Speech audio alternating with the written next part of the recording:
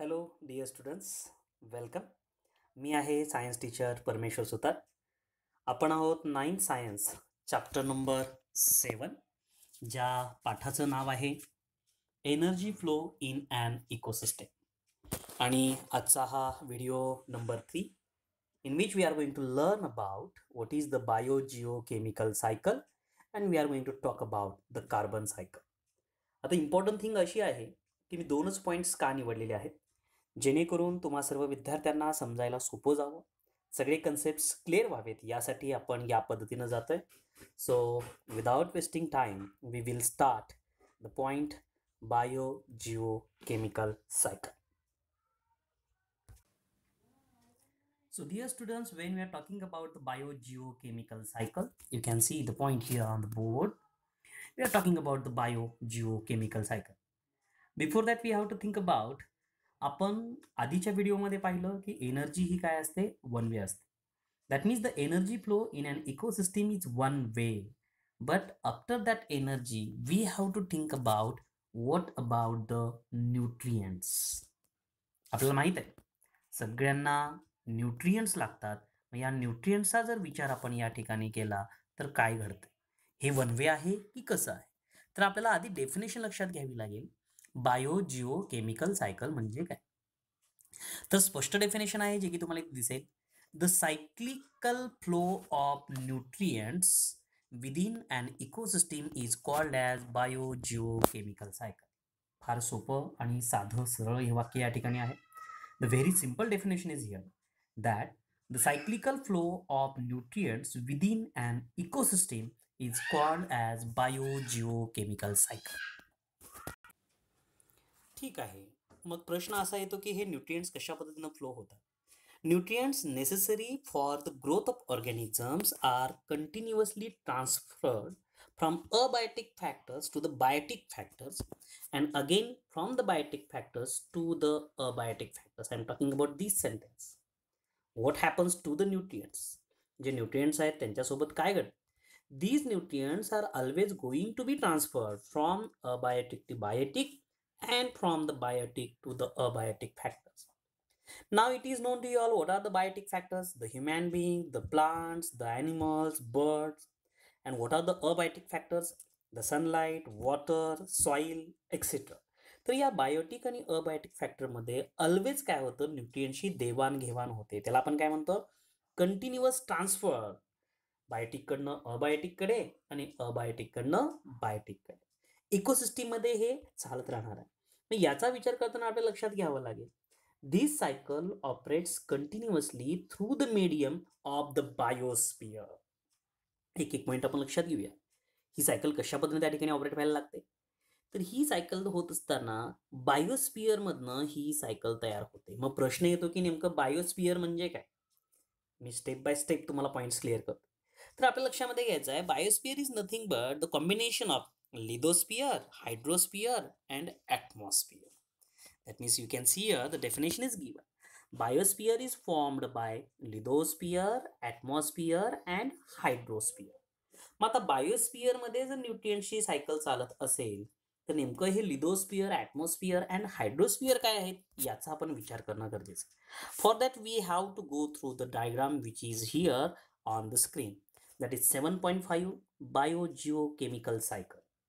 Dear students, remember one thing, सगळ्यांनी लक्षात ठेवा, डायग्रामची नावं सुद्धा प्रॉपर आपल्याला माहीत असणं गरजेचं आहे. परीक्षेमध्ये प्रश्न विचारला जातो, ही डायग्राम काढा. जेव्हा म्हणलं जाईल की बायोजिओकेमिकल सायकलची डायग्राम काढा, तेव्हा हीच डायग्राम तुम्ही काढणं अपेक्षित. It's okay. मग याला आपण मराठीमध्ये काय म्हणतोय, वी आर कॉलिंग इट जैव भू रासायनिक चक्र. So here you can see that at the start here is shown that what about the hydrosphere and atmosphere interaction. Now the definition of atmosphere आपण याच्या आधी शिकलेला आहे, that the layer of air around the earth is called as atmosphere. The hydrosphere म्हणजे काय, that the layer of that water on the earth or the water is nothing but forming the hydrosphere असं आपल्याला म्हणतात. मग आता हायड्रोस्फिअर आणि atmosphere यांच्यामध्ये interaction इथं झालेलं आहे. After that we have to think about the second interaction is given here, the atmosphere and the environmental interaction, जे की आपल्याला या ठिकाणी दिसून येतं. म्हणजे या ठिकाणी ॲटमॉस्फिअर आणि इन्व्हायरमेंट. मग आता इन्व्हायरमेंटमध्ये सगळेच घटक आले. इन्व्हायरमेंट म्हणजे तुम्हाला माहित आहे तर या सगळ्यांचं इंट्रॅक्शन त्या ठिकाणी घडणार आहे. याच्याही पलीकडे जर आपण विचार केला तर आपल्याला सांगता येईल interaction of hydrosphere, atmosphere, lithosphere with the biosphere. इथे आहे हायड्रोस्फिअर, इथे आहे ॲटमॉस्फिअर, इथं आहे लिथोस्फिअर. आणि ह्या सगळ्यापासून कोण तयार होणार आहे तर तो बायोस्फिअर. यांच्यामध्ये सुद्धा काय होणार आहे त्या ठिकाणी इंट्रॅक्शन होणार आहे. आणि जर आपण लक्षात घेतलं तर आपल्याला सांगता येईल that conversion of lithosphere into the rock soil. म्हणजे आपण जर इथं पाहिलं तर शेवटचा पॉईंट सांगितलेला आहे की जे काही लिथोस्फिअर आहे त्याचं कन्व्हर्जन कशामध्ये होतं, रॉकमध्ये होतं, सॉईलमध्ये होतं. In short what I want to conclude, I want to tell you that what is the definition of biogeochemical cycle. So simply the cyclical flow of nutrients within an ecosystem is called as biogeochemical cycle. या इन्व्हायरमेंटमध्ये इकोसिस्टीममध्ये न्यूट्रिएंट्सचा cyclical flow होतो त्यालाच आपण काय म्हणतोय, बायोजिओकेमिकल cycle म्हणतोय. आणि हे बायोजिओकेमिकल cycle कुठं कंप्लीट होते तर ती बायोस्फिअर मध्ये कंप्लीट होते. बायोस्फिअर कशापासून फॉर्म होतं तर त्याच्यासाठी आपल्याला सांगता येईल लिथोस्फिअर आहे. त्याच्यानंतर आपण जर त्याच्यामध्ये प्लस ऍड केलं तर आपल्याला सांगता येईल हायड्रोस्फिअर आहे. आणि त्याच्यानंतर आपण विचार केला तर आपल्याला ऍड करता येईल ॲटमॉस्फिअर आहे. तर या पद्धतीनं सायक्लिकल फ्लो होतो न्यूट्रिएंट्सचा, त्यालाच आपण काय म्हणतोय, biogeochemical cycle. After this, we have to think about that.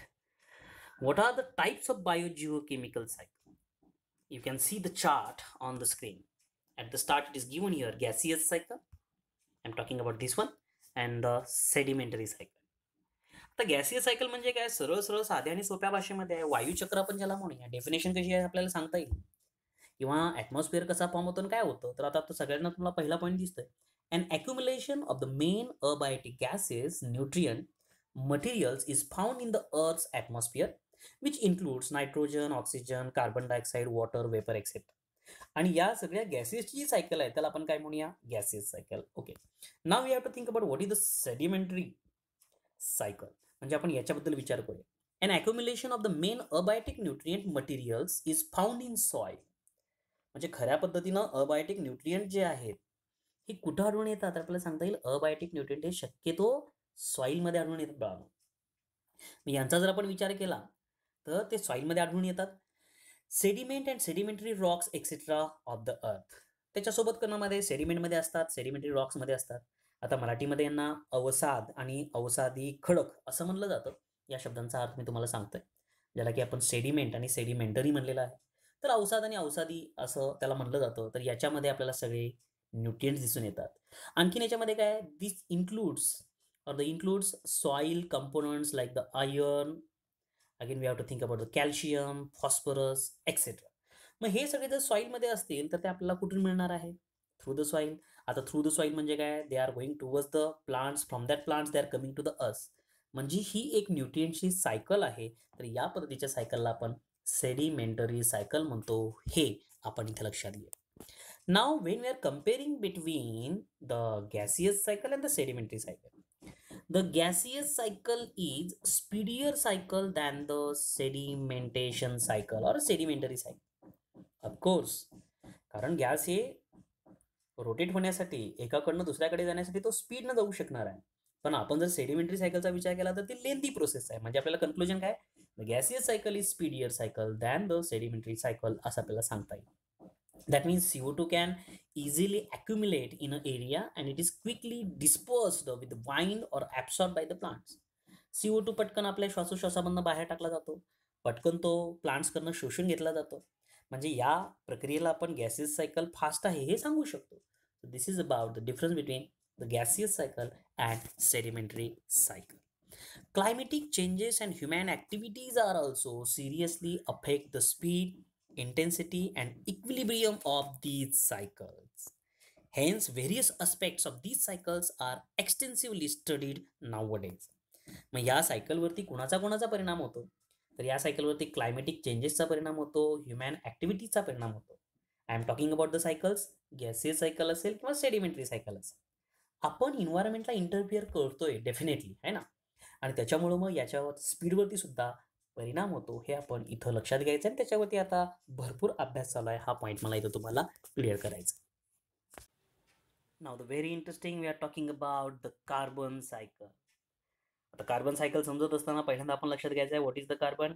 The symbol of carbon is C, the atomic number is 6 and the electronic configuration is 2,4 and again the valency of carbon is 4. आता तुम्ही म्हणाल sir हे आम्हाला सगळं इथं काय गरजेचं आहे, तर आपल्याला आधी कळू द्या की नेमका कार्बन काय आहे. तर कार्बन हा एक एलिमेंट आहे, ॲटॉमिक नंबर 6 आहे, इलेक्ट्रॉनिक कॉन्फिगरेशन 2,4 आहे आणि त्याची व्हॅलन्सी 4 आहे. ओके, कार्बन कळल्याच्या नंतर आपण लक्षात घ्या कार्बन सायकल. आणखी मला महत्त्वाचं सांगावं लागेल, कार्बनचा विचार करताना आपल्याला कार्बन कंपाऊंडचा विचार करावा लागेल. Many compounds are there, but here we are going to talk about the main compound of carbon, that is the CO2, which is very essential in the environment. That means CO2 is absorbed by the plants for making their food. It is known to you all in case of that process of photosynthesis, right ना? सगळ्यांना photosynthesis माहितीच आहे. तर या photosynthesis मध्ये carbon dioxide हे फार महत्त्वाचं आहे. कुणासाठी? ऑल प्लांट्ससाठी. मग त्याच सायकलचा आपण इथे विचार करणार आहोत. डेफिनेशन आपल्याला अशी करता येईल, the circulation and recycling of carbon from the atmosphere to living organisms. मी इथं सांगतोय, सगळ्यांनी लक्ष द्यायचं आहे. The circulation and recycling of carbon from the atmosphere to the living organism and after their death back to the atmosphere is called as carbon cycle. How interesting. म्हणजे आधी काय होतंय, कार्बन डायऑक्साईडच्या फॉर्ममध्ये असेल किंवा आणखीन कुठल्या फॉर्ममध्ये असेल, ॲटमॉस्फिअरकडनं तो कोणाकडे जातो, लिव्हिंग ऑर्गॅनिझम्सकडे जातो. आणि जेव्हा ह्या लिव्हिंग ऑर्गॅनिझमची डेथ होते, परत तो काय होतो, ॲटमॉस्फिअरमध्ये येतो. याच प्रोसेसला आपण काय म्हणतोय, कार्बन सायकल.